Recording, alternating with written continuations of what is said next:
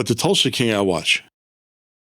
To me, that's entertaining. It's funny. I think it's great. I think it's I like that. I know it's all baloney, right? But I'm okay with it. I know it's a fictional story. right.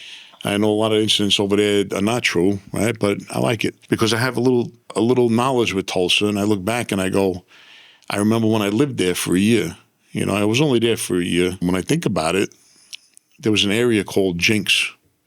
Beautiful. Talk about houses. I know exactly where it is. You know where it is? Yeah, it's south of Broken Arrow. Broken Arrow. Yeah. Yeah, you see, there you go. Broken Arrow, Jinx, Yeah. and it was one other area. Beautiful. You could get a house for, I don't know. Yeah, no, it's a bargain. Back then, you would have got a mansion with horse farm, I had a horse out there. I didn't ride the horse, but I'm just saying, like, it's a different lifestyle. Well, you got to learn to slow down fast because you'll break your neck. Because everything travels at half the speed of smell.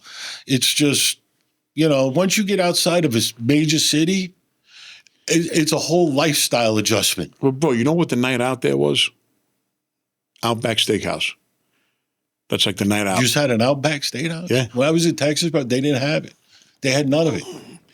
They had Outback. They was had the a spot. local place, bro. They used to have these big giant steaks, and the beer or the drinks would come in a big mason jars. I was in this little town in Texas. It was nothing. Everybody's like, why? I go, people grow up, want different things. All these girls that are here, they want me to take them to New York. All the people from New York, they want to be, they want to get away from the city because that's all we know. Speaking of, when I was in Iowa, they had beef there that it tasted like cake, all corn-fed. I never had that before. Iowa? Yeah, when I went on the lam with my cousin Joe. I went on the lam, they had this place called Iowa Beef. And it was you go to the refrigerator, you pull out whatever cut you wanted, and it was $1 less if you grilled it yourself, like a pit in the middle of the room. Yeah. They would give you, baked potato, how you want it. You want it loaded, not loaded, whatever you want on it. And they would give you a salad and a vegetable. So that would be like automatic. And the steak would get cooked however you wanted it, and then just put the steak on there. But it was pretty simple. It was like going to Tad's in Midtown. Tad's, remember that? Yeah, I used to love that when I was a kid. On 34th Street, I used to go there before we go to the Garden, to the hockey games, the basketball games. Tulsa, I think about it, right? The difference there was between Tulsa and Oklahoma City. Because you go to Bricktown, it's a whole different scenery, and the people are different too.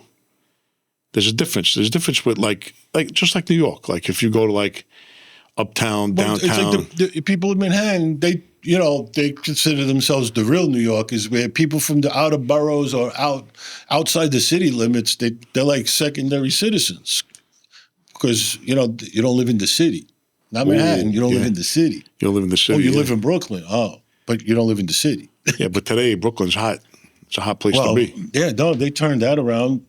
Everything. I mean, it's, I was gone for so long, and, even I have family and friends, my cousins tell me, what you miss ain't there no more, or what's there is left ain't the same. And then you go back, and it's disappointing, because you're like, I feel like I missed out on some stuff because I was gone, but then, I got to see things, and do things that most people would never believe. So I've had a lot of interesting stuff go on. Well, there's things you could talk about, and there's things you can't talk about. Well, absolutely. You don't have an agreement with the government, right? No, that's what I thought. Yeah, absolutely. I do not have a contract or an agreement with any government agency whatsoever. So, yes. But all the statute of limitations ran out anyway. Well, rumor has it there's a few things that don't have a statute of limitations that I got to check on. All right, well, we'll leave that out. Yeah, that's okay. We're just friends having a conversation anyway. We're just having a good time. I tell you what, though, after leaving Oklahoma and coming to Arizona. Yeah, that's a big culture change, too. Man, the weather alone, I remember when I got here, it was like in the wintertime. Weather was perfect. I see the palm trees, the mountains. I'm like, wow, this is, even then, still then it changed. I remember growing up, my mother kept saying, her whole thing was to retire to Arizona. And her joke was she wanted to buy beachfront property in Arizona when, California fell off after the earthquake. You moved by the beach? Yeah. Exactly. I mean, look, it's beautiful. This time of year is, people, how do you live out there? It's so hot. Well, because the 6 months out of the year, 7 months out of the year where it's, 75 and sunny and, 50s and 60s at night is amazing. You sleep like a baby. You just got back from the East Coast. Yeah, I was up there in the summer, spent some time with my kids, my grandkids. My nephew got married. It was very nice. It's been a long time since I was at a Freeze your ass traditional off, right? Italian wedding. Well, this time it was in the summer, so I just had to deal with a hurricane. 2 years ago, when my son, who decided to get married in November, got married. Yeah, that was no fun. That's when I realized I can't never go back. It's too cold. I froze my ass off. Excuse me. We just finished up lunch. It's been a while since I had a gyro. Yeah. A G-roll, gyro. I call it a gyro. The people from Chicago call it a euro. I'm like, but there's a big G right in the front. They keep saying, Mom. Everybody's different. Hey, look, they cut pizza into squares, little square pieces. How do you walk in down the street and eat that? You don't. That's why New York pizza is the best in the world. It travels. Just ask John Travolta, Saturday Night Live, which I watched him film because I grew up around the corner. You fold the two slices together, you walk down the street, eat them. That was the thing too. Yeah. Yeah. Well, I mean, and that, that's what we have. Yeah, something similar to that. The guy that runs this, he's on top of his game. Well, a few things happened on that block too. 86, no? Mm-hmm. Well, yeah. Was it 80? Was it 84? 86? When they blew up Frankie the Chico's car? Because that was around the corner from where my father-in-law's store was. And the pizzeria was right around the corner, Pizza Den. It was very loud, to say the least. It was an interesting day. I don't mean to laugh. It's not a funny thing. Well, no, I mean, it's a tragic thing what happened. I'm laughing at you. Like the situation was definitely crazy because when you're standing there and all of a sudden you hear, a loud explosion, it's, out of the norm, It catches you off guard. It's, yeah. Well, what were you doing that day, like when you heard the noise?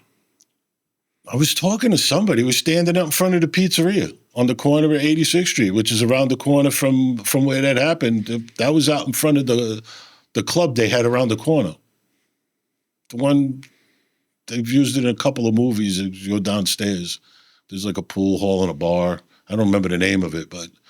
So you were eating something and then you heard the noise? Yeah, we were standing there. I was eating a piece of pizza in front of the pizza place, talking to a friend of mine, and all of a sudden you heard boom, and then you hear glass shattering, people screaming, horns honking, alarms going off because it was really loud. Even though it was out in the open, it was still loud. So when did you realize that? Well, no, we ran over there and you seen the car was on fire, whatever, and people are scrambling all over the place trying to help and figure out what to do because it just happened out of nowhere. It wasn't like any warning. Well, it's public knowledge now who did it. Yeah. There was a guy, one of our own guys almost got killed in that. Frankie Hart, we used to call him. We've talked about him before. Yeah, so Frankie Hart was, I guess, Frankie the Chico was giving him a phone number or something or handed him something. And Frankie, and they were blowing him up. So Frankie Hart, I think his leg got, pretty screwed up from it. So he got hurt in it too. And then when Frankie Hart was in the hospital, they went to go see him. A couple of our guys went to go see him. And I said, Frank, what happened? Because I wanted to feel him out to see if he knew, He was like, Jesus Christ, I'm over there talking to the guy, and then boom, this bomb goes off. I don't know what the happened. I got to the floor. Oh, my God. Like he was telling the story. And they told him, they said, well, Frank, what were you doing there? Hanging around the Gambino club. Well, I go there all the time. I didn't know. He said, well, you got to stay out of those clubs, Frank. They were joking with him in a way. Right. With him not knowing. It's bad for your health to be around bad for your health to be around the Gambinos right now. That was a historical thing, Yeah, that was the pre-war days. Pre-war. Yeah, I heard Frankie the Chico was that was a real guy. Yeah, I never heard nothing bad about him. Like I said, No, I know people that knew him around the neighborhood and stuff, and man's man, tough guy, gangster, racketeer, everything. You know, he was one of those guys that, you know, some guys are gangsters, they're not racketeers. Some guys are racketeers, they're not gangsters. You hear all different stories. This guy was everything. He was one of the old school, all-around guys. Yeah. They knew how to earn. They were capable workers. They did things done. You know, so it didn't matter. You had to be like a Swiss Army knife. You know, you had to be able to do a little bit of everything. Guy was a legend. Yeah, a lot of treachery back then. But, you know, almost like you're there eating pizza, you think it's like a terrorist attack. Yeah, exactly. You know, and like I said, I could only imagine the people that were right there, you know, walking by, because it's a busy corner. You know, it's a hot corner. Sure. You know, Right in the middle of the afternoon, a lot of people. Sure. Thank God nobody else got hurt. You know, you got movie theater across the street. You have, you know, all the shops up and down 86th Street. New York's not like, you know, the rest of the world. You don't drive to a mall, or you don't drive to a giant supermarket. You walk around and you go from store to store to store to store. You know, you get your bread at the bread store, the bakery. You get your fruit at the fruit store. You know, you go to the deli to get your cold cuts and whatever other items you need. You go to the butcher, the fish store, and you know, wasn't as convenient, but it was a lot more fun. And being that you grew up that way, you don't know any different until you go out into the world and you start seeing things different. You're like, that's not normal. And then you go, well, wait a minute, maybe this is normal. And the way we grew up isn't normal because it's only in that place where the rest of the, you know, the country's got, but they have space where, you know, New York, that's square footage is limited. That's why it's 4,000 or 5,000 a foot.